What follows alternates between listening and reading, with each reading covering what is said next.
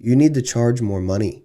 You need to like, you know, but have a reason though. Confident in what you're charging. And like, he's always calling me this. And I think that's part of the struggle of not growing up, knowing that's part of what I'm telling you I'm trying to heal and overcome. So that's why this conversation is difficult for me. So a lot of you guys know I've been getting into the art world over the last few years. And one of the first people that I've ever met that was a true artist and a true visionary is my friend Vinnie Candelore. And I got him on the podcast today. It's going to be an exciting episode. We have a lot of things to cover.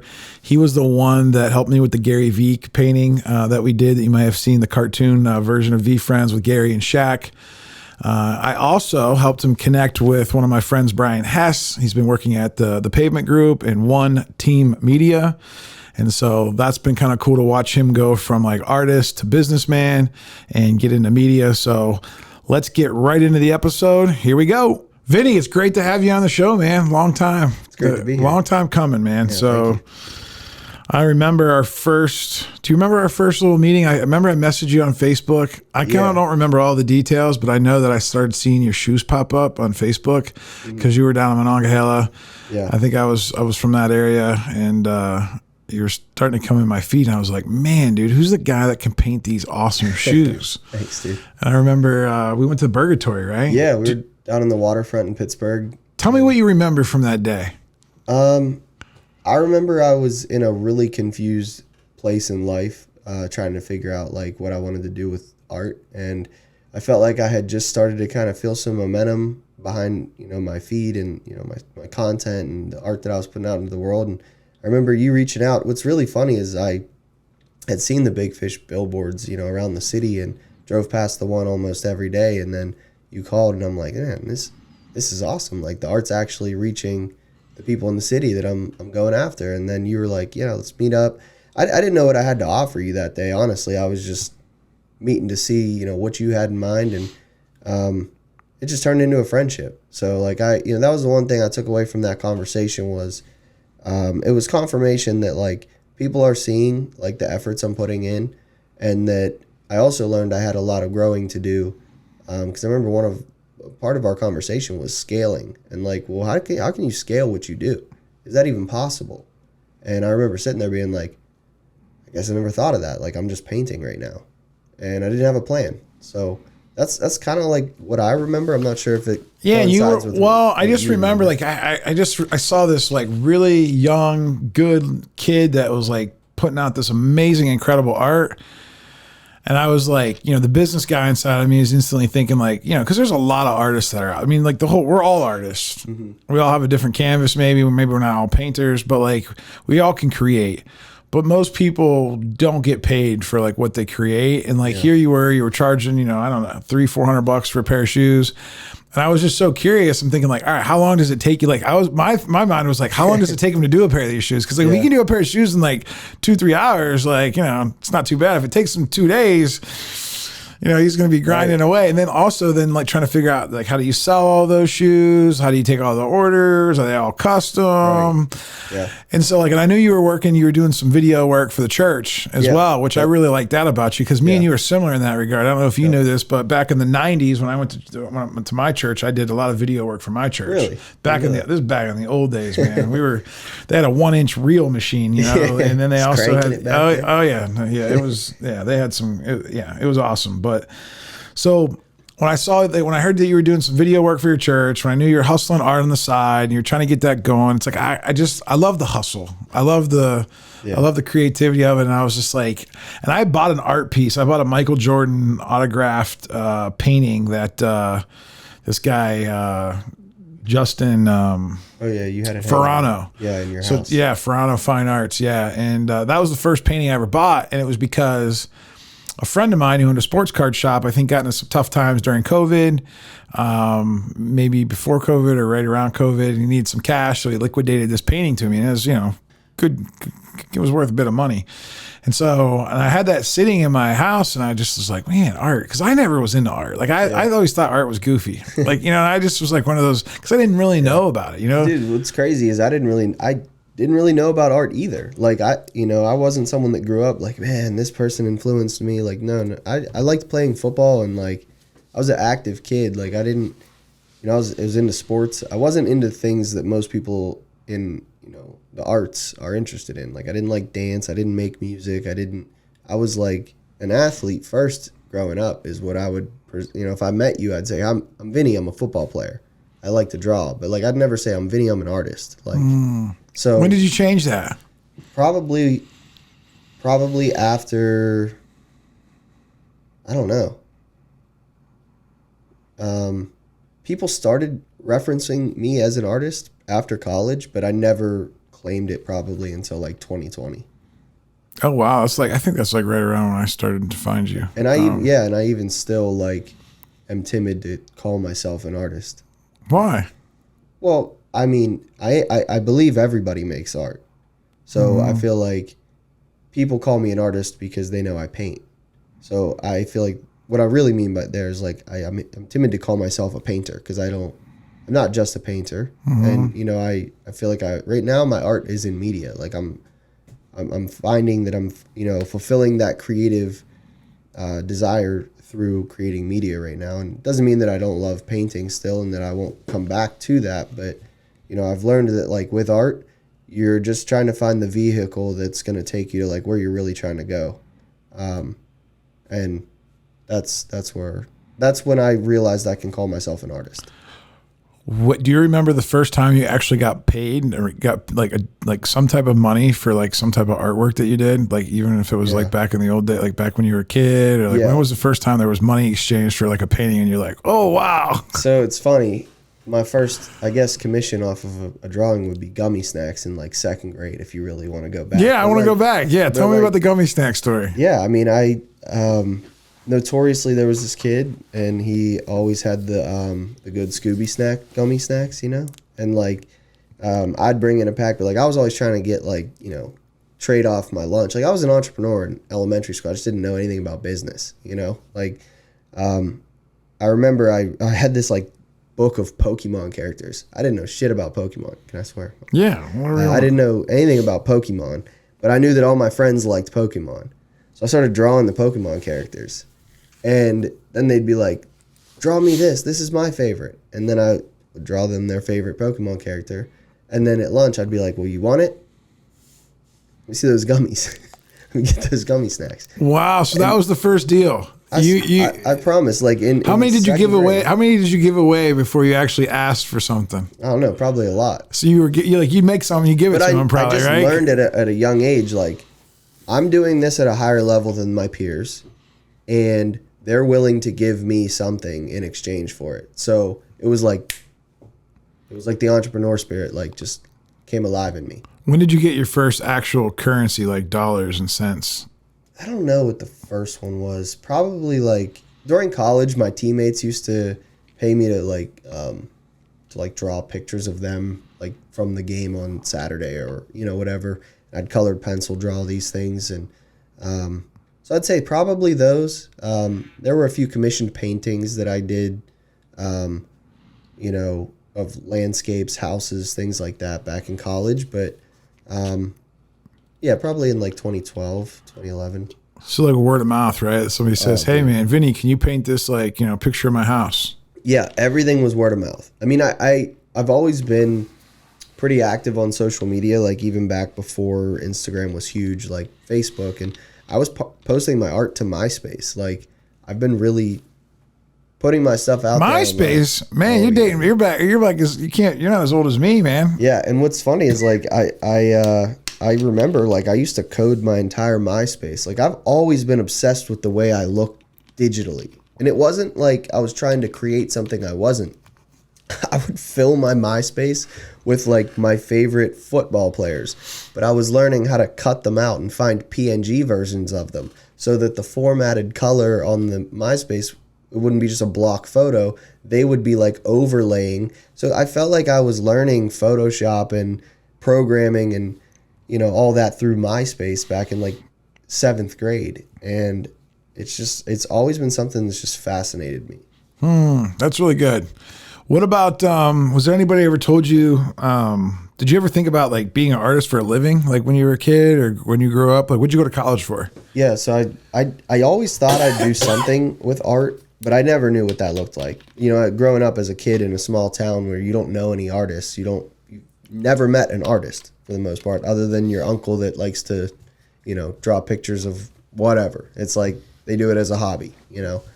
And I remember like thinking like, well, if I'm going to be an artist, like that means I need to have art in a gallery somewhere, or I need to, you know, constantly be doing shows or pop-ups or like Andy Warhol. Right. Yeah, like that's an artist. That's like the artist, right? That's an artist. Pittsburgh, yeah. So, you know, I got to chop my ear off. Like that's what you think. Like, cause you know, especially my name is Vinnie. My name is Vincent. So it's like, oh, Vincent the artist. Yeah, you're going to chop your ear off eventually. Like, and some days I feel like I can crazy enough that I could do that. Like there's just like, as an artist, I feel like, you know, I just feel like it has allowed me to explore the parts of life that most people working, you know, normal everyday jobs don't have the time or space to think about, because there's tasks at hand.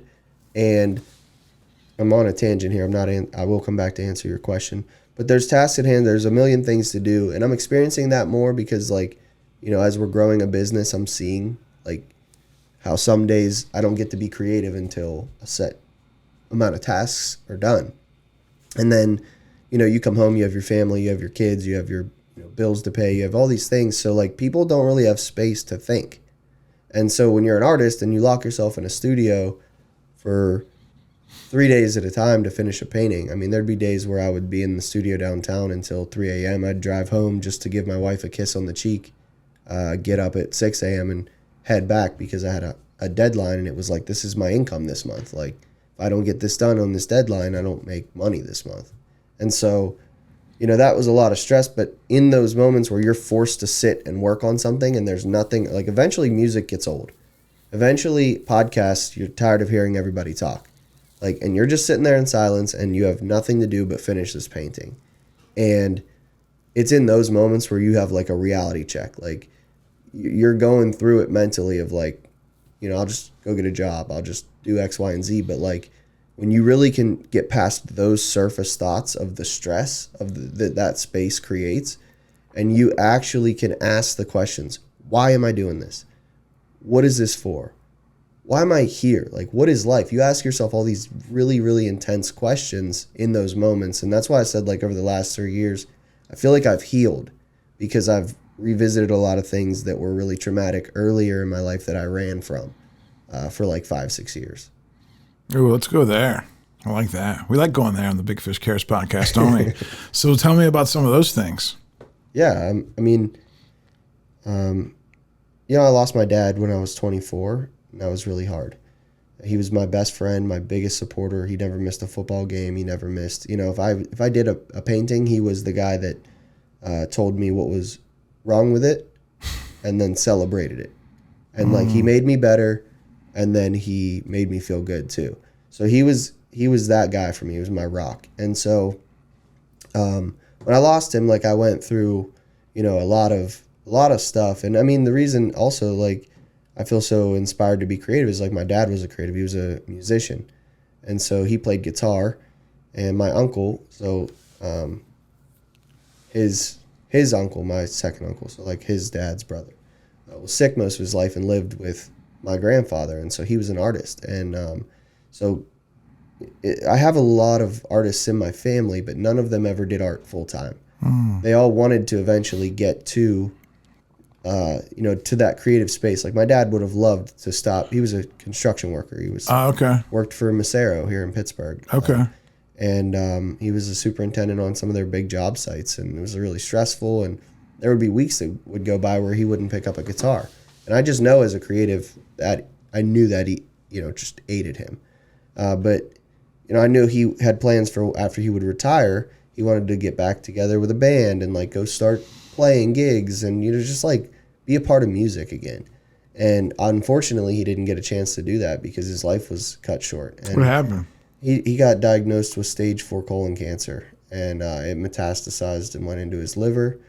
And he fought for 4 years, he was diagnosed, he passed away in 2015. I think he was diagnosed in 2012, so maybe two or 3 years. Honestly, like, this is why I'm saying, like, that phase of my life is a blur, because it was like, I remember the day I was on the football field at West Lib. Like I said, my dad never missed any games, but How old were you when you got diagnosed? 22, 21, 22. Okay, so you were in college? Yeah, I was in college at West Liberty. I was practicing on the field, and like I said, he came to every game, but he never came to practices because he would get off work around 4 or 5. Practice usually started around 3:30. So I remember leaving practice that day, and him and my mom and my sister just in the parking lot. And I remember walking on the field, and I'm like, that's not normal. You know, like, he doesn't come to practices. So I went over and I'm like, what's up, you know? And, like, my mind goes to, like, the family dog died, or, like, you know, something like that. And, like, I remember he was just like, you know, hey, we got some results back today. You know, I have stage 4 cancer. They're not sure, like, what that means, if there's a timeline, whatever. He's like, but we're going to fight it. And we went back to my dorm, and we just all cried together. And then they left, and I just was at school with, like, that weight of, I don't know how long my dad's got left. How selfish is this of me to be at school? Like, you know, football wasn't going the way I wanted it to that year. I felt like I had some opportunities ripped out from underneath of me that were deservedly mine, just based off of money and scholarships and things like that, that football's a business, and people don't realize that it's not a cliche thing to say. Like, football is a business, and that's all the way down to the Division II level, who's getting scholarships and who's not. And so, like, you know, I felt like I had got a short end of the deal that year, and then for that to happen, I'm like, man, as soon as the season was over, I went into the coach's office, and I was like, I'm not coming back in the spring. I still had 2 years of eligibility left, and I was like, I'm not coming back in the spring. I'm going to take online classes. I'm going to just go home and spend time with my dad. And so the art was a saving grace, because I was still in school. So, like, I was working at Finish Line in Century 3 Mall. And I remember I wasn't interested in starting my life. I wasn't interested in finding a career. I wasn't interested in, like, anything other than I'm just going to spend time with my dad, because I don't know how much I got left. And so I remember working, and then I moved from the sneakers into selling cars at Tom Clark. It's now Riverview Chevrolet down in McKeesport or White Oak. You sold cars? Yeah. I didn't know that about you. For like 3 months. I sold cars. Really? Oh, yeah. What did you sell? In Ohio, I sold at a Ford dealership. That's how I got my career in sales, and I started out there. What did you feel like you learned the most from that time? Facing rejection, learning how to overcome objections, like getting rejected and then learning how to overcome other people's objections. Yeah. I learned how to be a professional. I learned that sales is all in the mind. Like, it's literally like there's a science and art, like, at the same time. Yeah. Yeah, it's served me well. I mean, for my whole life. How long did you say you did that? I was probably selling cars off and on for 5 or 6 years. Really? Yeah, I got fired from every car job I ever had. Really? But anyway, we're done. Time out. Time out. Why are you getting fired? Because I was a young kid, and, like, I'd make a bunch of money, and then I wouldn't, like, I'd, like, you know, not work as hard. And so you weren't just joyriding the whips around? No, I never did anything like that. No, I get bored. You'd walk into the showroom, there'd be 20 guys. I worked at a big dealership. There'd be 20 guys there. Like, and if you got there like at 5 minutes like late, you'd be like 20th on the board to get a customer. You might wait till 7 o'clock at night to get a customer. I can't sit in an aquarium. I call it the fishbowl. You cannot sit in the aquarium and just wait. Few people put in those hours. I remember getting there 9 a.m. and leaving at 9 p.m. That's why people are like, dude, how do you sit in a studio and paint all day, every day? And I'm like, are you kidding me? Like, I sat hoping for someone to walk through a door and ask me about a car I knew nothing about for 12 hours just to like I get to do this now. Like, this is nothing. Well, I want to go back. Cause like I went down. That's all right. I feel like I've been talking a lot. Well, no, you are. You're on the Big Fish Cares podcast. It's all about you. It's not about me. So you're not. Oh, I know why you're used to that. Why is that? Because we're your boss. He likes to. Yeah. Well, Brian and I. When he's on a podcast, I mean, he talks. He's. Like, I'm not used. I wasn't used to that. I was like I just let the guests just go for the whole half hour. Brian comes in there with an agenda because it's a 30-minute episode, right? And so like what we try to do, and I think that there's actually going to be spin-offs and things that we do with Brian's show, because with Brian's show, like, we're really there to help him convey his message. Like, when I'm there, that's what I noticed. I noticed like, it was like more like he's conveying a message. He's also got a guest to kind of help supplement that message. Right. Yeah. And I was like, oh, okay. I was like, because I was getting ready to talk, and he kept going, and I was like, no, man, this is cool. But that studio, man, we are really digressing here. We're avoiding the deep stuff. I ran from it for years. So. I know, and you're still running from it right here in the podcast. Yeah, it's all good. All right, just so you guys have some clarity, I was just on the Brian Hess podcast. You guys can check it out. Where do they go, to brianhess.com? Or? You can go to the 1T Media YouTube channel. 1T Media YouTube. It's all on the audio platform. So you guys should check out that podcast. He's got a 6 setup, 6 studio. Vinny helped him do all that. We're going to get to that at the end of this episode. Sure. But let's get back to, you told the coach you were leaving. You were doing online classes. You were working at Century 3 Mall. Yeah. Foot Locker or Finish Line. But what did your dad say to that? Like, when you told your dad you were quitting football, I have a feeling that your dad probably wasn't happy about that. He didn't care. Oh, he didn't care. All right. Interesting. All right. My dad supported me. Because I could just, but if he knew that you were doing it just for him, I could see your dad being like, dude, don't do it for me, kid. Live your dreams or something. He also knew I was really that's why I prefaced that with I was already thinking about potentially transferring. So he already knew that before he came down with this diagnosis. Yeah, he knew that the season, he watched me. I actually missed my sophomore year at West Liberty because of concussions. I had 3 in one season. I got redshirted my freshman year. I started playing a little bit my sophomore year, which was my redshirt freshman year. And got 3 concussions that season that put me out of the game. One was terrible. I blacked out on the field. It was. Jeez. So just like they talk about in the TV, news and stuff. Gotcha. All right. And so you had 3 years. So you had 3 years. So your dad passed away 3 years, just about after he came on that football field and told you. Tell me what that 3 years was like. Tell me what you learned from your dad. Tell me what kind of intentional time you spent with him, because there's probably people listening right now. Everyone knows somebody that died from cancer. We actually, Big Fish Contracting, we just partnered up with Cancer Bridges, nonprofit organization here, to kind of be able to give back, because there's been a lot of people at Big Fish that have had family members that were affected by cancer. But tell me what that's like when stage 4, it's pretty, you're not coming back from stage 4. They can say that they can cure it and stuff like that, but it's really rare, right? Yeah, it's really tough. And now he was cancer free in remission twice. Oh wow! So there was coming up and down. But what was that like? So tell me about some intentional times. Tell me about some things that you learned. Tell me about some things that you wish you would have done. Now looking back, I want to know what that's like. Because especially for the listeners out there, if this happens to them, hey, how should we do this? Yeah, I don't think there's any certain thing that I should have done or didn't do or whatever. And I don't know what it is, for them in their current situation that, is right, but I feel like they know. And that's the biggest thing that I would say is what you're supposed to do right now, and you're avoiding it. And so you should just do it, because you run from the things that you're afraid of. And the plot twist is that it always catches you. Only now it's a lot stronger because it's been running, and now it's going to kick your ass. You have to deal with the things that you're afraid to deal with, because people get sick, and then finality is a very, very real thing.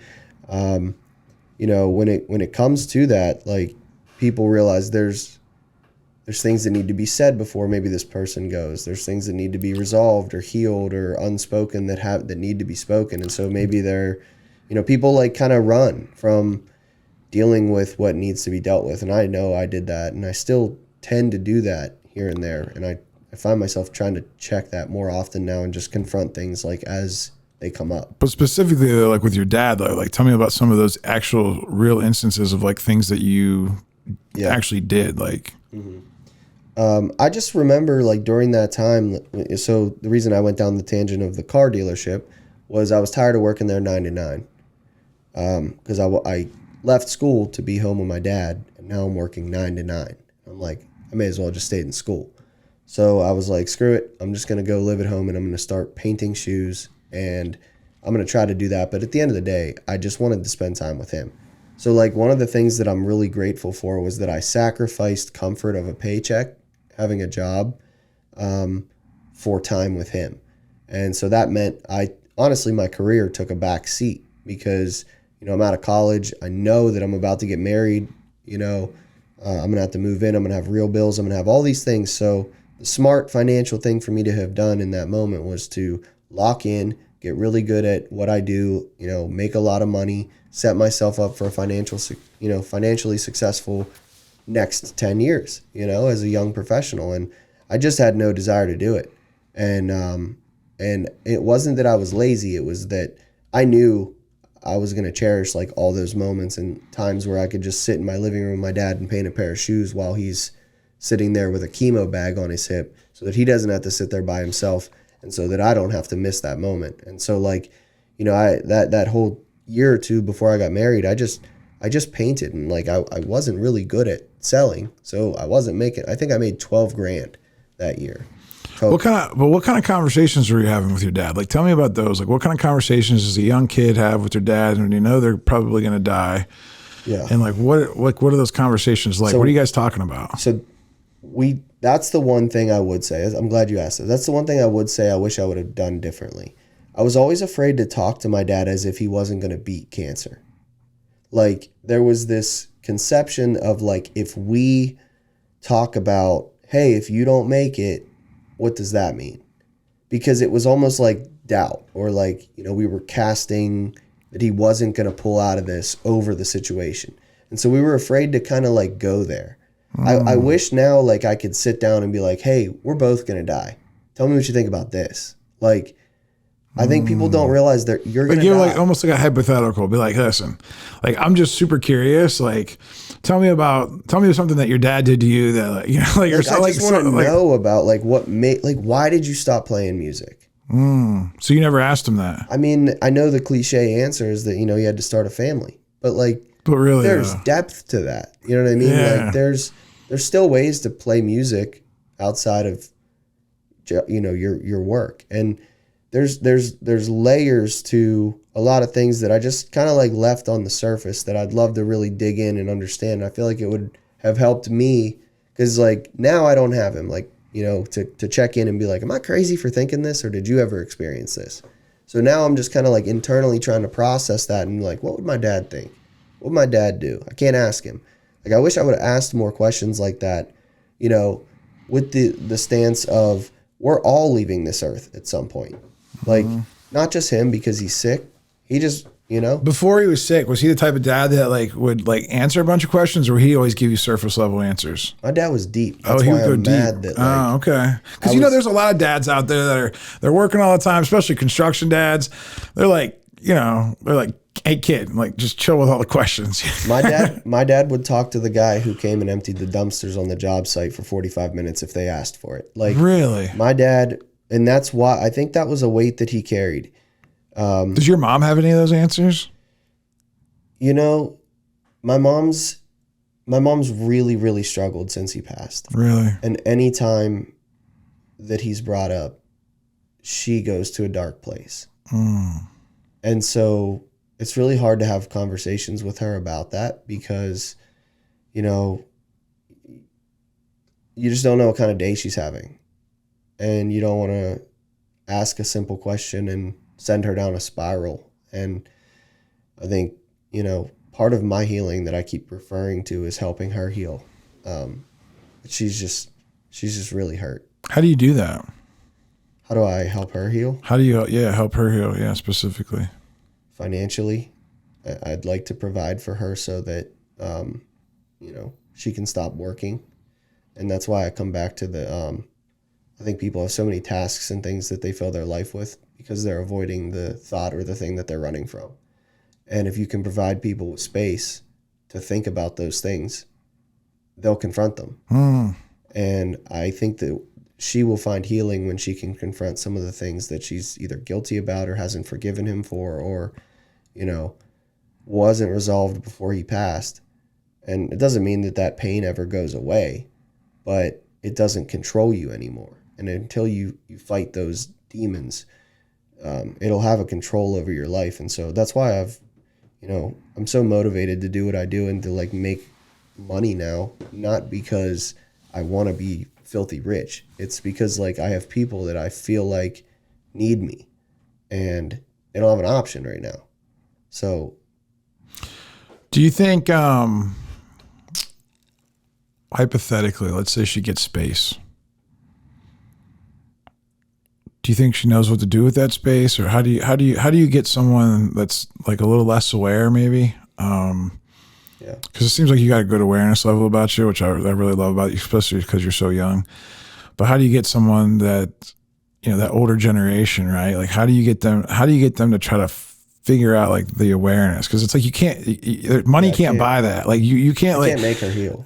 Yeah, you lead a horse to water, but you can't make it. So drink. like, tell me, like, yeah, and I'm just curious about that because I feel like a lot of people, like, that's what we all want. Like, especially once I'm not saying we figure it out, but like once you grab the other awareness level, it's like it's almost like you want to bring everybody with you. But that's where my faith comes in. That's where God comes in, because all I can do is be obedient to what God tells me. Like, play my role. It's like in football. Like, I know if I have a post to run, I got to run a post. I'm going to trust that the right guard's going to make sure that he picks up the blitzing linebacker to make sure that the QB has a proper 5-step drop so that he can deliver his part of the play.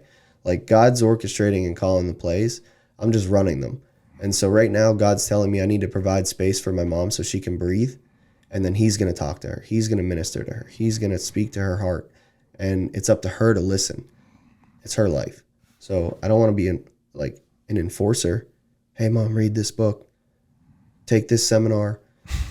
Listen to this podcast. Like, I can send her those types of things. I can speak to her. I can preach to her. I can do whatever I want. But at the end of the day, like, my role, I believe God is calling me, is to financially help my family so that it can provide space for him to minister to them, because it's like he's,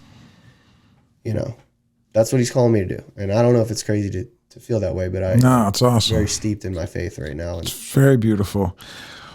We're going to shift gears here in a second, but like, so you got a wife. Mm-hmm. How many kids you got? 2. 2 kids. Yep. 4-year-old little girl and a 1-year-old little boy. Yeah. And so what are you going to do differently than like what you saw growing up with your parents? Like, how are you going to communicate with your wife differently? How are you going to communicate with your kids differently? Like, what's going to be different because of either the good things that you learned from your parents or maybe the not so good things that you learned from your parents? Yeah, I think the main difference will be, like, I was always told, like, you can do whatever you want to do in life, pursue your dreams. Like, I was really encouraged. Like, I didn't come from this family of, like, you need to get a job. Now there was pressure, when I made $12,000 a year, like, hey man, you should probably do something. But like, it was always out of like for what was good for me. And, but I was always encouraged. But I think one of the things is, and I did learn this because it's a blue collar family, is that like everything requires hard work. But the mindset that I grew up with of, we're not the kind of people that get those breaks. We're not the kind of people that, meet that person or get to have that job, or like, we're hardworking people and we fight for everything we have. And it's like the difference that I want for my kids and for my family, and like, not just inside my house, but like I said, for my mom, and like, I want to change that mindset that like, we are that family, because like, we deserve it. Like, we deserve good. We're good people. And so, we need to navigate life believing that the best is yet to come, not that we're just waiting for death to peek its head around the corner and be like. This is a sharp transition. I see a lot of your paintings, and they're very like, a lot of sports, a lot of fun shoes. Mm-hmm. I also have, you met my buddy, the artist Robin Hood. He came over to the house, and when his paintings come out of a place of darkness, right? Like, and he paints out of like a place of darkness to where like, that's his happy place, and he creates images from there. For you, how does that relate? Like, how does your emotions, what's going on inside, affect like your art at the time, and like, how do you experience art like that? So that's what I want to move into more, is being able to express myself on a canvas instead of just relay what a client wants me to do and put my spin on it. Like, I really am excited about getting to a place, where I can sit down with a canvas and just create. and just paint. I've done it a few times. But what does it look like? I don't think I've ever seen one. Maybe I have. Yeah. Because I mean, I really just get inundated with like the sports, Right, yeah. and the cool shoes, whatever else somebody wants you to paint, or like, you know, Because I don't really share them. I don't really post them. Ooh, how do we get to see that? I mean, I posted one, and it's in my office actually. Is it for sale? MT Media. I've never thought about selling it. How much is it? I don't have a number on it. Give me a number. Well, I don't know. I got to think about it. No, There's you don't. sentimental value to this thing, dude. Give me a number. Right now? Yeah. I'm not saying I'm going to take it. I just want a number. Well, let's set the mark. I haven't even seen this either. So like, I just want to know what the number is. So this Vinny's first emotional painting. I can't put a price on it right now. Oh, see, so if you want me to put a price on it, that's why artists never make money. it's true. I'm just messing with you, but it is true though. Here's why, man.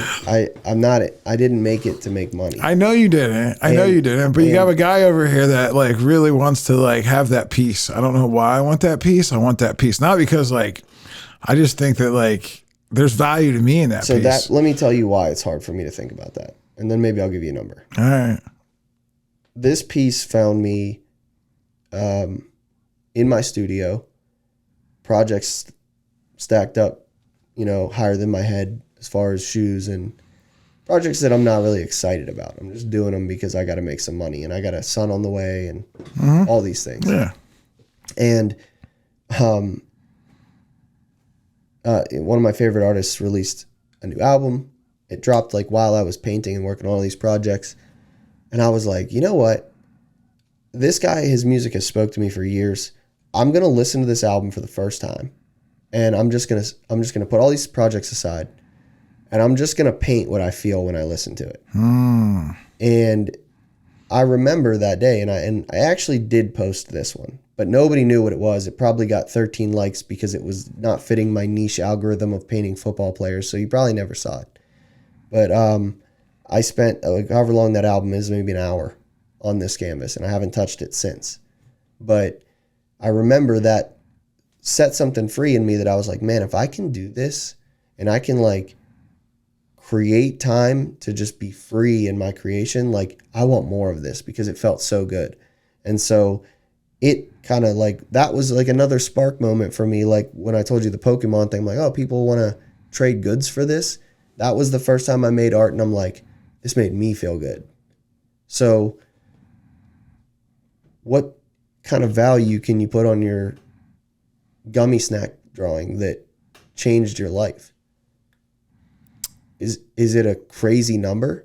Well, it all depends. See, to me, this is the next question I want to ask you. Is the value in the experience of that hour that you were listening to the music and actually feeling free? Or is it actually in what's actually on the canvas? And so that's the second question, because I will never be able to buy that experience from you. Right. I can't buy that. Nobody can give you any. It's that's probably like you can't. There's no. I can't buy that experience. You had that experience, whether I own the canvas or not. You still have that experience. Yeah. And so that's why I'm curious of how artists think about things. Like, are they attached to the painting? Yeah. Or is it the experience? And then that painting, it's kind of like if your grandma gives you something that's sentimental and you're afraid to throw it away because it doesn't really mean anything to you, but like it meant something to her. Yeah. But like, I have one other piece. I'm not running from your question. I have one other piece. I have one other piece that is like that for me. Okay. And it lives in my dark basement, and I don't know that anybody's ever even seen this painting. So, and I'm not just trying to like this painting, and I actually hate it when I look at it. I did it when I was in Charlotte right before COVID. Actually, the day that COVID was announced, I was going through a really rough time. Just within my family, my wife was really struggling with postpartum after our first little girl was born. And she needed to go spend some time with her mom to get some help because I was working a lot. She's like, I'm at home all day. We're in Charlotte. We don't have any family. Oh, I know the feeling, brother. So she's like, I just feel like I'm drowning. Like I need relief. And so I was like, okay, well, I'm working a lot at the church at the time, like, trying to make ends meet. I'm trying to do art projects outside of there. We had just left our apartment where we were doing resident events, and we were actually getting like a significantly discounted rate on our rent to do these resident events. And so I was like learning people skills and how to throw a party and all these things, but like it was so much time and energy. And so then she goes back to Pittsburgh the next week. I'm in Charlotte, like by myself, just realizing like, what is life right now? My wife and daughter are in Pittsburgh, Pennsylvania. I'm in Charlotte. COVID is a thing, apparently as of yesterday, because Rudy Gobert coughed on a microphone. And like, I don't know what's going on, dude. Like, I'm just, next thing I know. And so I was just like, you know what? If the Matrix is going to break on me like this, I'm done playing by the rules. I had this giant canvas that I had moved probably 4 different times in my life, just waiting for like, I don't know, I'm going to paint that's going to be my masterpiece. That's going to be my, I'm going to use that canvas because it's a beautiful canvas. And then I said, screw it. I threw the canvas on the ground and I just started dumping paint on it and just making like, these aggressive strokes and shapes and different things. And then I hated it and it dried. And the next morning I woke up and COVID's more of a thing now. And so then I start painting it again, and then I start spray painting it, and then I start throwing gold flakes on it. And then I start like, it's a mess. And there's like copper and teal and it's abstract, but it's a mess. And it's really how I felt in that moment in my life. And then what's really funny is when I came back to Pittsburgh, I remember opening the trailer that I packed up my entire apartment in and realized like, I don't have anywhere to live in Pittsburgh, but I'm not going to take in COVID 6 states away from my wife and daughter. Like, I'm going to go to Pittsburgh and we're going to figure this out together. And, I drove, I came back, I packed everything up overnight, drove in, and the first thing when you open, I have a video of it, when I opened the U-Haul, that painting is just right there. It was the last thing in, and it just was like, it was just this like beautiful transition into like the frustration. That was the first time that I had moved, and that canvas wasn't blank white, still staring at me, mocking me for not doing anything with it. And so I haven't touched it since. It's just been sitting in my basement as well. So those are the 2 pieces that I've done that like felt like I got a piece of me out onto the canvas, and I want more of that. All right. So how much is the first one, and how much is the second one? And this is not me like, this is a real number. Put the number out. I actually think that like that first one, I probably wouldn't let it go for less than like 15K. And now let me preface this with like, I'm not in a place right now where I'm even really doing a lot of commissioned art. Mm-hmm. I'm solely focused in like, my creativity is coming from different parts of what I do with the media, with growing a company, with even just fatherhood. I'm finding like creative expression in that, like just different ways I can like play with the kids. Dude, I dance with my baby. I spin her around. We'll play like this really cool light music, and I'll pick her up and I'll spin her around, like, and she's just flying, and she loves it. Now, 15, because like, let me just be honest.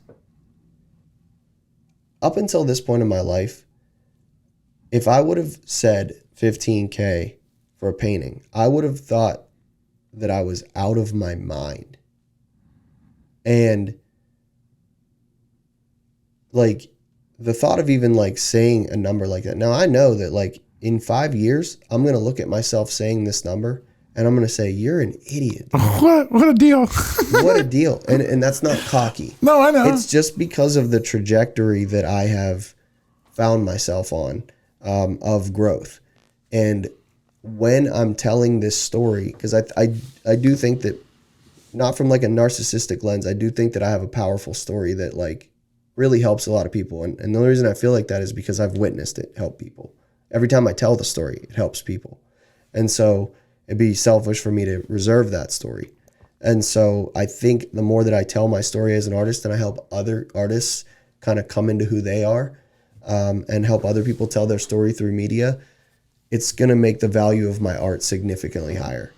And so I think like, it's hard for me to even like consider selling art right now because I don't know what it would be worth in 10 years. It doesn't really matter though. See what I'm saying? Because at the end of the day, like, there's going to be like, that's the beauty of it, right? Like you're gonna have that conundrum. Let's just say we had the same exact podcast 10 years from now, and let's say we didn't even air, let's just say that never even got out there. Mm-hmm. And you're going to say, all right, 50K. And you're going to give me the same exact story. You're going to be like, man, but like the trajectory of this and like that. And see, this is where I feel like a lot of artists don't just realize it. Because if you get it out there, right, into the capitalistic market, like it's still there. You still made that painting. That painting is still yours. It doesn't matter if it's at my house or at your house. At the end of the day, you're able to then use the funds to do whatever you want with it. Whatever you want to like give it to your wife, give it to your mom. Mm-hmm. You know what I mean? Like whatever's going to bring meaning to you like now, you're still going to be building your story. And at the end of the day, when someone else, like maybe someone else comes up, this is what I like about the art market. This is what fascinates me about art. And I cannot wait to be able to play at a higher level in the art game. So let's see let's say somebody listens to this podcast. They have no idea. So we just sold this to Cody on the side after we shut the cameras down, right? Mm-hmm. Nobody knows who actually bought this. It's not like there's a public thing out there. But somebody listening to this podcast 10 years from now says, dude, I want that piece. They haven't even seen it because we never even showed it, but they want it, right? Because they want you. They want a piece of Vinnie because they want to, and they had a story about COVID that like really resonates with them. And they felt like that. And they never actually made the painting. But man, they want something to like symbolize that, okay? And they love your story. They want something to symbolize it. So they say, hey, I'll give you 50. I listened to a podcast 10 years ago. I'll give you 50K for that. Where's that at? Well, me and you know where it's at. Mm-hmm. So we call up Cody and say, hey, Cody. Yeah. Hey, we let that go for 40? Cody's like, hell yeah. Well, you just made 25K in like 10 years. And then we'll make Cody another piece for, whatever, to make him happy, right? And like, that's just, you're just trading. It's all all it is it's like you're trading a story. Yeah. And God created it all anyway. Right. And so like, and what you're doing is then let's just say you hand your mom that money and then she goes and creates something with it, whatever that creates for her, some type of an experience, right? Like to me, life is all about experiences and you can't take those with you. Mm-hmm. You know what I mean? And so like, that's why it's hard to put a price on it. Cause it's like, dude, yeah, but at the end, what's the price? I don't know. My life. How about that? That's well, I know, but then, and that's fine. And then you're going to have a whole room full of expression, which is great. And you'll have those experiences, but you could have both. Right. That's my thing. It's like, you could have both. Yeah. Well, so I think that's where I struggle. When you're like, what do you think it's worth? Oh, no, no. What does it cost? No, not what it's worth. No, right. What it's worth. No, I said, what will you sell it? Like, I want to buy it. So like, what will you sell it for? So 15K on the first one. What's the second one? How much is the COVID painting? That one's different. How much? You know what I want to do with that painting? What do you want to do with it? With that painting, I want to trade that painting for ability to I would like to sell that painting with the ability to get myself in a place that is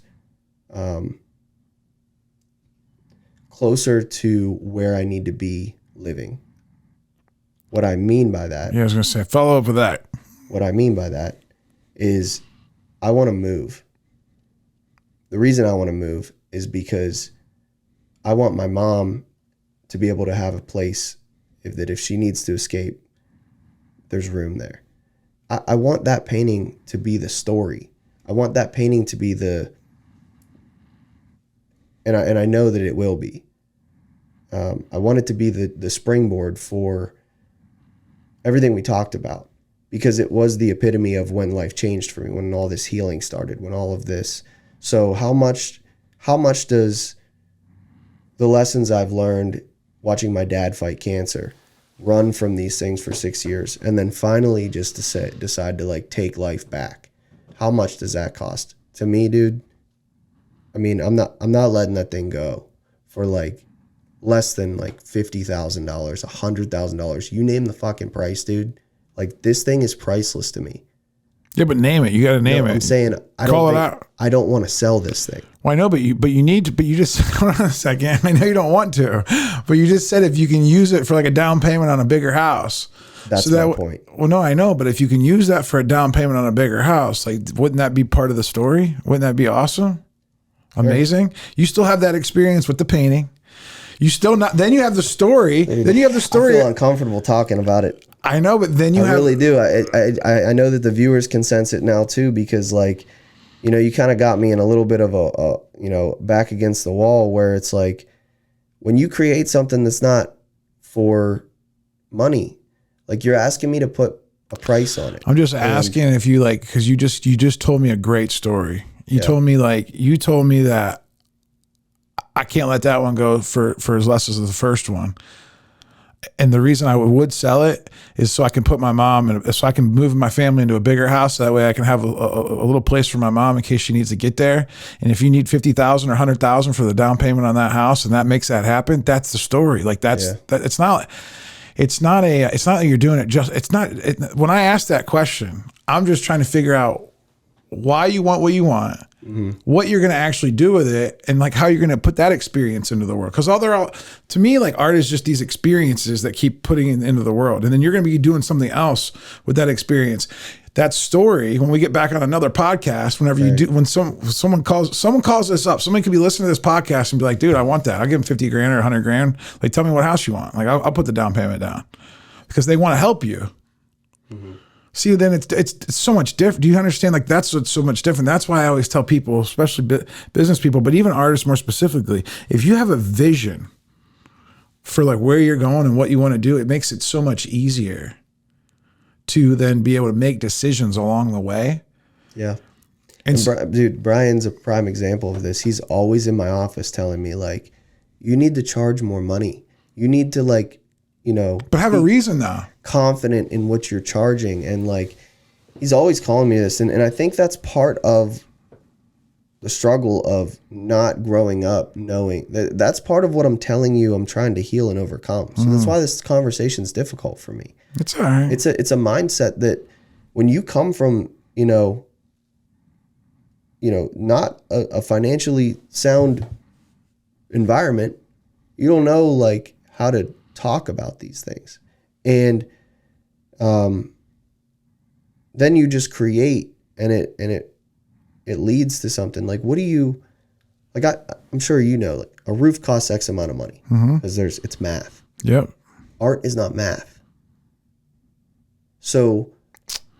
Yeah, but I will just, no, see, I disagree with you now. Okay. How so? So a roof costs whatever. I sell roofs. Okay. So I have a roofing company, and ABC company down the street has a roofing company. We buy the same materials. We buy and at the end of the day, guess what? We charge different prices. It's about the value that you can create for the other person. It's a value exchange. And so if the value can exceed the price, someone's actually going to pay for it. And so it is, I mean, you're right. Sure. You're right. There's a little bit, there's obviously a lot more ambiguity and like canvas work, because like, we can like, you're right. So that's why it's, to me, it's more interesting than roofing. That's why I'd much rather be in the art business, because I'm selling stories and I'm selling value and I'm selling you. No different than a Big Fish Contracting. We're selling the salesman that shows up at your house. Right. We're selling our product. We're selling our reputation. We're selling our years in business. We're selling our 800 5-star Google reviews. We're selling Ben Fisher's reputation. Like, we're selling it all. Right. It's not just the shingles, man. Yeah. It's not just the can of paint that costs you $15. I mean, you got $15 in these paintings, like material cost, canvas, paint, $15. I mean, like, see what I'm saying? So it is similar. There's a lot more range. That's why you can get $1 million. That's why the Mona Lisa will go for like $10 billion. Okay. It's the story of Leonardo da Vinci. But like, so let me ask you this, and just to throw it back on you a little bit, because like, as an artist, I feel like we're like one of the only people that, like, I create something, right? There's, like you said, there's more into it than just the paint and the canvas. And like, that's why I'm like hesitant to be, when I'm asked like, what is this worth? Like, that would be like if I had you on my podcast and I'm like, my roof is this many square feet. Can you give me a price right now? Yeah. Like, well, there's variables to this. No, I can give it to you right now, because give it to me right now. Yeah, because you know why? Because I know my worth. I know exactly what my value proposition is, and I know exactly what I'm willing to take for it, because I've already planned it out. So this is the difference between us, a newer artist, This is good. I really This is no difference than this is just you being a young artist, which is beautiful. I love it. Like this is perfect. Everything that we've talked about is actually perfect. I know it may be tough and challenging. No, this ain't. I love it. Listen, dude. That's why I said at the beginning of this, like, I'm not eating any questions or. I didn't know we were going to go this route, but this is good actually. So, yeah, it's only because I have a plan. It's only because I have a plan. I have other people in the roofing business that get twice as much as I can get for a roof. And I'm like, it's beautiful. How do they do that? Again, it's their story. It's no different than your story. It's no different than, like, if I make a painting right now and you make a painting right now, I suck at painting, bro. But let me tell you something. I might be able to get more money than you. You know why? Because I'm going to make sure that, like, the story makes sense to somebody on the other side. Because, like, again, But is it real? What do you mean? Is it real? Is the story real? Yeah, why wouldn't it be? I mean, that's up to this person that's telling the story. I mean, that would be up to the individual. If it's coming from me, it's very real. Right. Because I'm an authentic, real person. 100%. All I'm just. But, like, did you do it to make money or did you do it to make a sale? It all depends. I'm sorry, did you do it to make money or did you do it for I haven't actually done yourself? it, so we're talking hypothetical, so I don't know. But I'm telling you, like, I had the plan too. The plan was healing. The plan was relief. The plan was I need to communicate myself to a canvas. And so I didn't do it like. That's what makes it more valuable. See, that's what you're missing. That's what makes it more valuable. So, and that's what I'm saying. It's hard to put a price on. Like, let's just say, well, and I understand that, but at a certain, and I agree with that. And you might say, yeah, you're right. It's not for sale. And that's okay too. I wasn't, like, actually asking you for, like, I was just asking you to, like, just because I wanted to see, like, what you said. Because it's just energy. So whether it's cash, see, a lot of people, because of our issues with money, and I grew up poor too. Like, I mean, you know, and Brian did too, right? Brian came from Union. Brian might actually grew up poorer than both of us. Yeah, probably. Okay. Yeah. And so we've just learned, you know, and again, we're a lot older than you too. I mean, we're like 10 years older than you, 15 years older than you. So, like, you know, we've also learned a lot through being in business and getting our heads kicked in about money and about value exchange. But money is just energy. Mm-hmm. Your painting is just energy. It's just energy. And so we're just exchanging energies. We're trading energies. It's kind of like trading Pokemon cards. I mean, we're just trading energy. Like, and we're just deciding. Somebody's deciding. Guess what? All it takes is two people to decide in a transaction. Doesn't matter what the rest of the world says. Now, the rest of the world can influence what the value is because we listen to, say, somebody like, oh, this Fiji bottle's, you know, $4. Look, why do you pay $5 for this Fiji bottle, but then the Walmart version of this is 50 cents? See what I'm saying? It's just what we've decided. Right. Like, we got, like, you know, we bought into the brand. Cool. Then so they're buying into the Vinnie brand. See what I mean? So they're buying into the Vinnie brand. They're buying into this story. And that's all. It's very interesting because I don't think a lot of artists, and it's okay that artists don't think like this. I'm not saying every artist got turned into a business person at all. Yeah. But you're a guy that I see that's trying to figure things out, and you're trying to grow. And you could grow through, you know, working and, you know, flipping media deals and, you know, creating deals for other people. You could, but you have these two, this is what I want to find out. Like, you have these two very, very important pieces of your life, not because you're cranking it out like a Antonio Bryant, you know, painting, you know, I don't know why I used Antonio Bryant, but shout out. Yeah, whatever. But you see what I'm saying? Yeah. Like, and like every artist has those. Yeah. You only have two. You know, maybe Warhol had 20. I don't know. I don't know artist stories. I don't know, like, but I'm sure if you look back in time of all these, like Leonardo da Vinci, right? Like, he's the guy that did the Mona Lisa, right? Mm-hmm. Like, I don't know I don't think any of those paintings were worth anything until hundreds of years after he died. Yeah. That's all. And you know why? Because of the legacy that he left behind, of the stories that he left. Why didn't they sell those?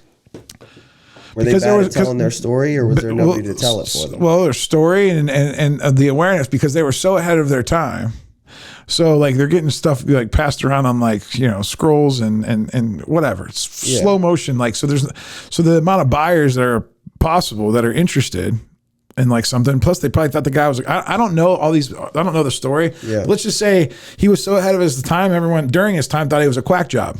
Mm-hmm. And then they realized that like, you know, 300 years later, like, dude, this dude, like literally like, look at all this work that he did. And like it wasn't even the paintings. Yeah. It was like the work that he did, like outside of painting. The painting was just expressions. Mm-hmm. I believe. I don't know the full stories, but most artists, I think, is like it's like 100%. That.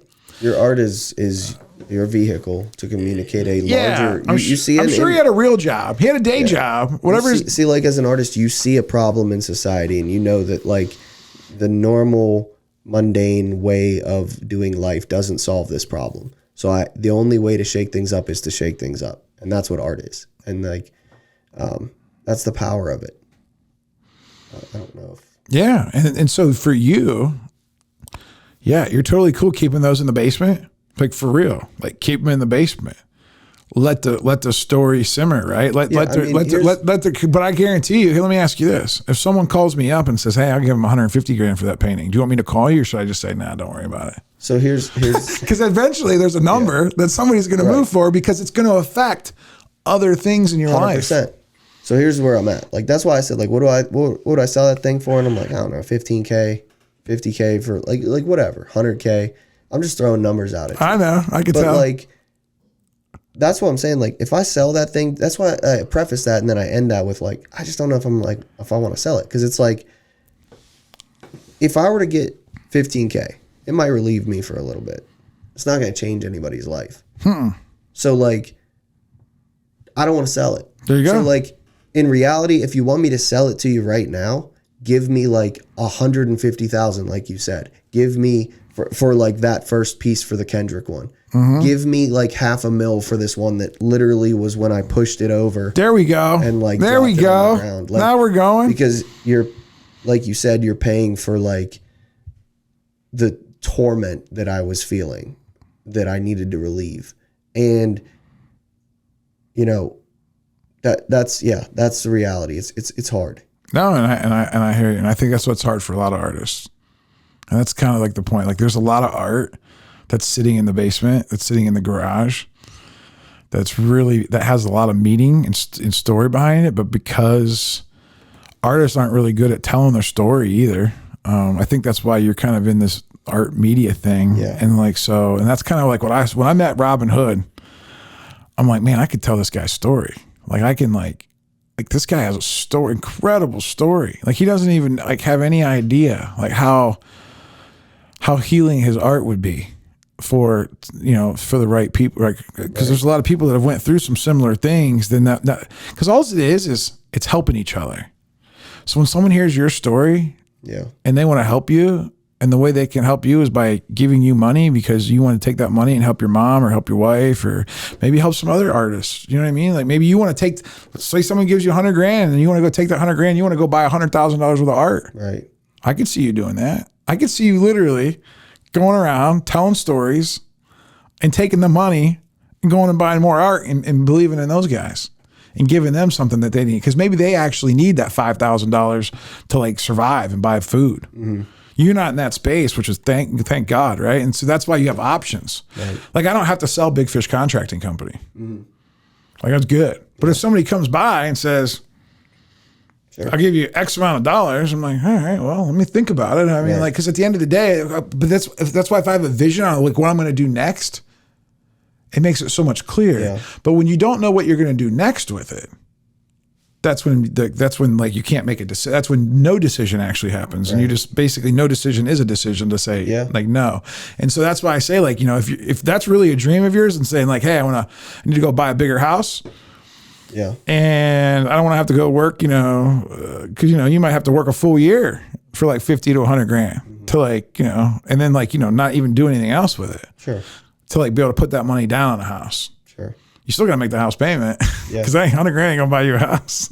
Not the house that you're probably wanting. Right. Well, listen, but see what I mean. So there's all these things. So like as you get clear on your vision,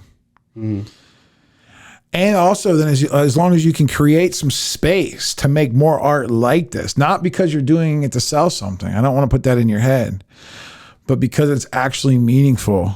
And then what happens is it's just, that's when years go by and years go by. This fresh piece, if I told you to go make a fresh piece for yourself, go create some space, you're right. It has very little value right now. Mm-hmm. When we talk about it in 10 years of what you were going through at that time, when you're really ready to be vulnerable and really actually say what's going on right now, because I know you're still holding back some stuff. It's okay. No, I know, I'm just saying. But like at the end of the day though, like there could be something stewing in you that you just need to let out, that you don't even know how to articulate yet. But you could do that through that canvas and then tell a story about it 5 years from now. And then 10 years after that, some rich dude's gonna be like, dude, I went through the same thing, bro. I want to support you. How can I support you? Mm-hmm. And it may not even be a cash transaction. Yeah.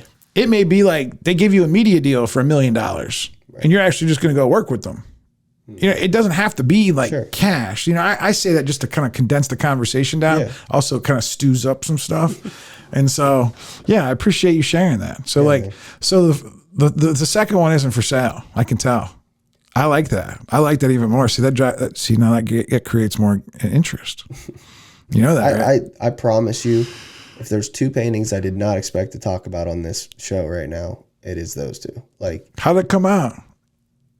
Isn't that so interesting? It is interesting. That is fascinating, right? Yeah. You asked me, like, was there something you want to promote? And if you would have asked me, and I said, no, I'm not here to promote anything. But if you would have gave me a list and said, give me your top 100 items that you want to like tell the world about, that would have been probably number 1,000. Like, and why do you think that is? I don't know. I'm trying to figure that out. That could be a whole nother podcast. It could be. Yeah, maybe it's part of why I was like running.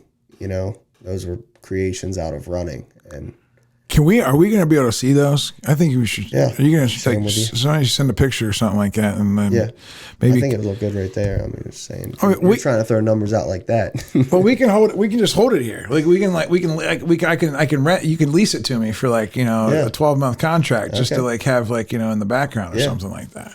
Let's figure. So have you ever done that before? I've never leased art, but come on, listen. If you're listening to this episode and you want to lease those two pieces that you can't buy, but at least you can lease them. I mean, listen, us car salesmen know about leasing, man. The power of leasing. I'm just saying, man. Cody, we got to get that. Make sure that we get those two pictures and we can edit those in at the end of the YouTube. We'll make sure more people follow us on YouTube and subscribe.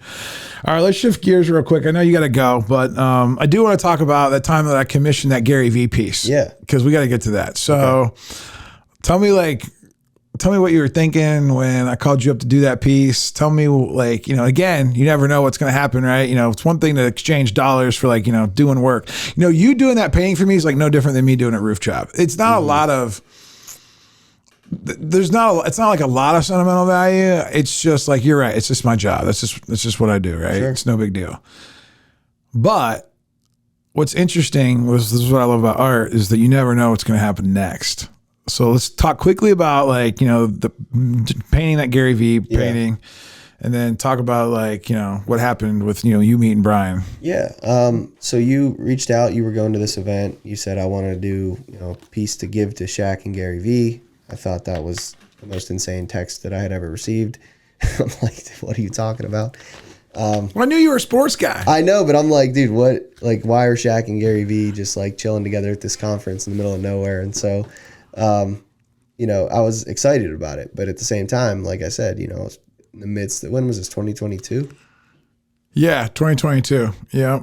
So I got a lot. Yeah, you were stacked up. You were backed up. Man. I had a deadline because this event was happening. You're like, oh, no problem. I'll get it done. Because I gave you 2 months advance, and you literally the night before. And I'm like, dude, I was getting worried. I said, you kept sending me progress paintings. I'm like, bro, that's not progress enough, bro. That's an abstract right now. Dude, when I tell you that is like one of the things that as an artist, it's so hard because when you have those jobs, right, and you have a hard deadline, there's this weird, it's like writer's block. It's this creative block that when you have time, I don't know if it's perfectionism or whatever. I probably, in those progress pictures, there's probably 10 hours of work in between them, but it doesn't look like much because I would do something and then be like, no. do something. The No. perfectionism sets in. Paint over it black. Paint over it black. And so but in doing that, you're solving the problem. So that's why like people are always asking for like progress pictures and things like that. And I'm like, dude, I'll send you the progress pictures, but the painting comes together like when it's ready to come together. There's a process to making it come together and figuring out the canvas. And if you just run with the first, thing that you throw up on the canvas, it might not be the best option. Sometimes it is if you actually overthink it too much. But like there's a creative process that artists go through in any creation, and that's why putting them in a box with a deadline and a budget and whatever doesn't normally bode well for like the best piece.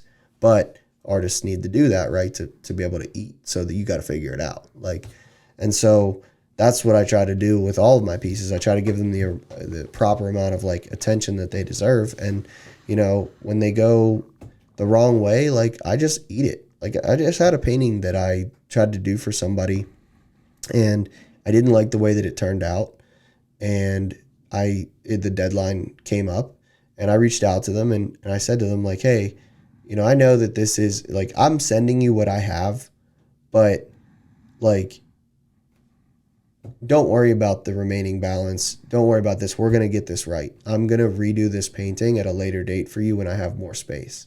And they understood. And they were like, really grateful for me to not just send them a piece just to be like, now pay me, and that's the thing, man. Like art's not a science. So there's times where you have to just, if art does one thing for a human, it will just absolutely destroy your ego, or it will amplify it to be something that is ungodly. And I don't want that. So I just try to live in the humility side of it. And that's why it's also hard for me to price it. Well, I mean, that's the thing. It is. It's like, especially commission pieces, because you're like, I keep coming back to this. I'm not trying to. How deep do you go in? Like, because like, how do you put a wall? How do you put like a start and a stop? You try to go by hours. It's like a roofing project. But you also, I guess, have to know your own ability and skill set to be able to like, oh yeah, I can pull that off. Like, because you have experience. So like, the more you get experience, the more you can like be, not, and that's fine. That's no different than anything else. But back to that. So you got it. I think we paid like, I don't know. I think we paid a lot of money to ship it down overnight. I think the shipping was more than I charged you for the painting. Yeah. Which, and again, I was just like, listen, this is a gift, like, I don't know what's going to happen in this world. We put your name on it somewhere. So like somebody's going to see it one day. You never know. Yeah. There's still more to be told with that story. I'm actually going to New York this month 2 different times. And I'm actually going to ask Gary, I'm like, Gary, what did you ever do with that? Because there's no way that he took it back on a plane with him somewhere. So like, I just curious, like which one of his friends probably got it, or somebody like down in that somebody. No, there's no way that's in a dumpster somewhere. No way. Somebody's got that bad boy. That would be, I mean, it's not funny, but it would be interesting. Yeah, I don't know what that is. No, yeah. No, everyone knows what that is. Like, if they don't know who Gary Vee is, they don't know who Shaq is, they're going to love the cartoons that are on there. But anyway, so tell us what happened after that, because it was like months after, right? Yeah. After that, Brian reached out. Actually, Brian had my co-host on my podcast, Trey. He wasn't my co-host at the time. I didn't know him. He was a Pitt football player. He was working with Brian. Brian was looking for creatives in the city to like partner with and work with and grow a brand with and all kinds of things. And I'm not sure that he had like a full clear picture of like what role I'd play, but he just liked the art that I was creating, and he saw he had followed you because you guys are in similar, you're in the same city and like similar, you're in the blue collar field and roofing, asphalt, all the stuff. Yeah, we're friends. Yeah, we're friends. And so he saw that painting and he's like, dude, who's this guy? Yeah. And so he had Trey reach out to me, and I just had done an episode with Trey's old teammate, MJ Devonshire, and I did a painting for MJ, and it was actually like another one of those moments where it switched something in me. And I know that I keep like listing these, but that's one of them, because that was the first time I said, hey, I'm going to do a painting every single week throughout this entire NFL season and see what happens. I didn't have any goals to sell any of them. I just wanted to do them. And he was the first one. Trey saw it, reached out to me, had me come in and meet Brian. Brian wants murals all over the office. He just moved into this giant space. He's showing me the tour. He's like, yeah, I don't know, there's cubicles everywhere. And I'm just like, I don't know what this guy wants or sees. And then like, he's like, I just want murals. Cool. So I'm like, figuring out how much it costs to do all these murals. And I'm like, dude, this is a job. Like you should just hire me, like jokingly kind of say that. And he's like, well, let's figure it out. And I'm like, okay, well, let's figure it out. And same thing, sat down at the table, and one conversation led to another, and a lot of our values just aligned. Our life, like what we want, types of things aligned. The way we look at the world aligned. And when you can find people in the world that, can help you grow, like you listen and you lean in. And that's what I did. I showed up there for probably 4 months, and I didn't really know what my job was. Now they gave me a job description, but I wasn't doing that job description because it kind of like the way it morphed was so rapid over time. Like I went from just being the in-house artist to, running some social to, hey, you really enjoy this and you're really good at this.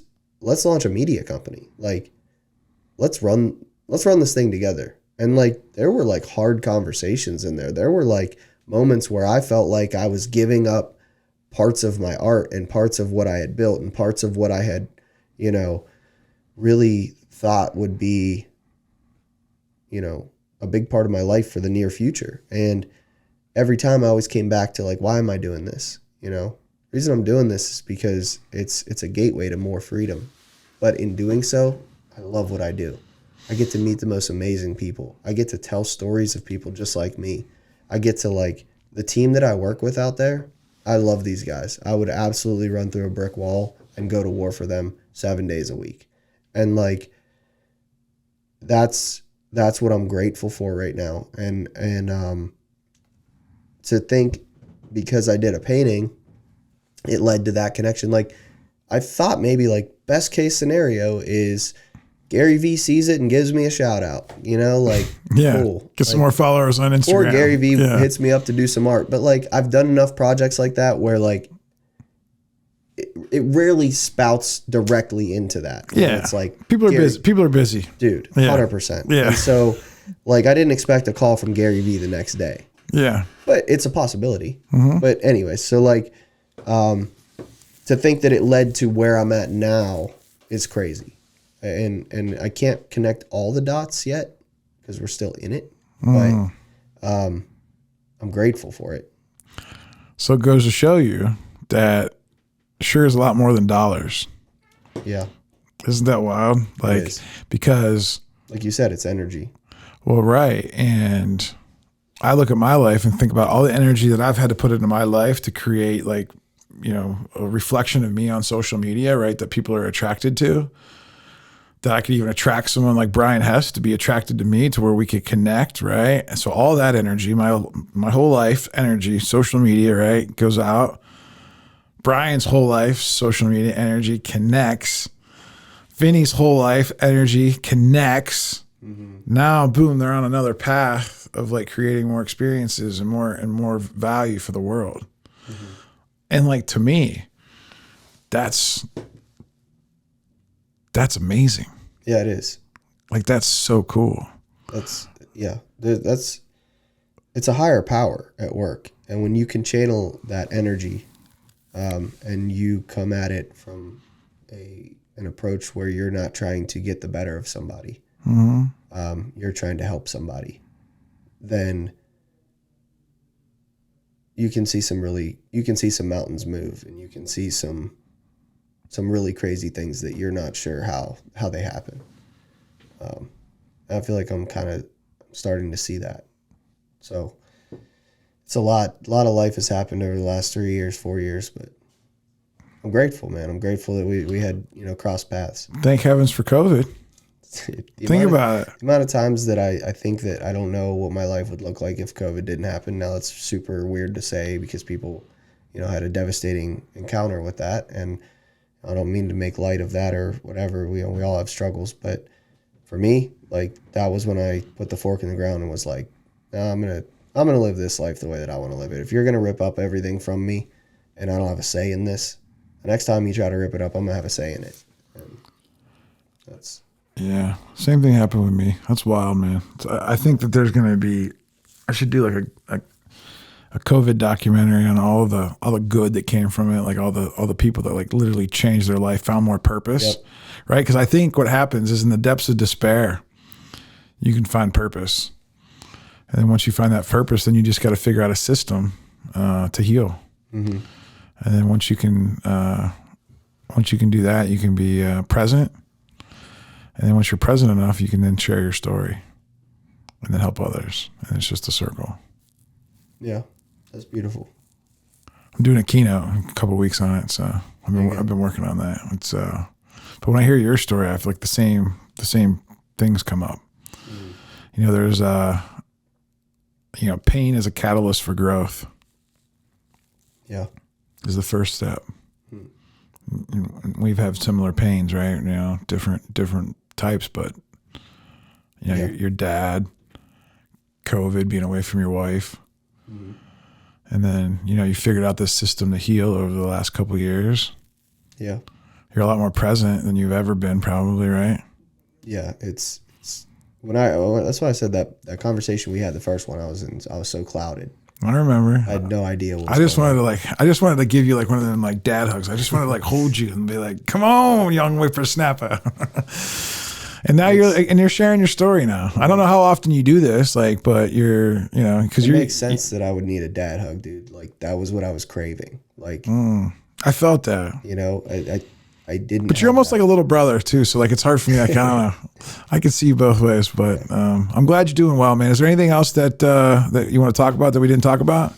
I don't think so, man. I think like if anybody's listening to this and they relate to it in any way, like I would just love, like I want to connect to people because of my story. Like I don't want to just tell my story and like just be all right, off to the next video. Like I really enjoy connecting with people. That's why you and I connected. That's why I was like stopped what I was doing that day to go meet you at Burgatory with like literally no idea what we're even going to talk about.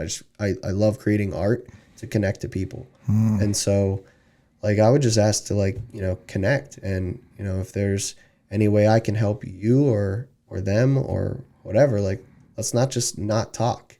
Like we need to be talking to each other more in society and figuring out what we have in common more than what we don't. I think that's the only time people reach out sometimes, or when there's an issue or when they disagree with something. What's the best way for someone to reach out to you if they're listening to this right now? Your Instagram? Yeah, Instagram.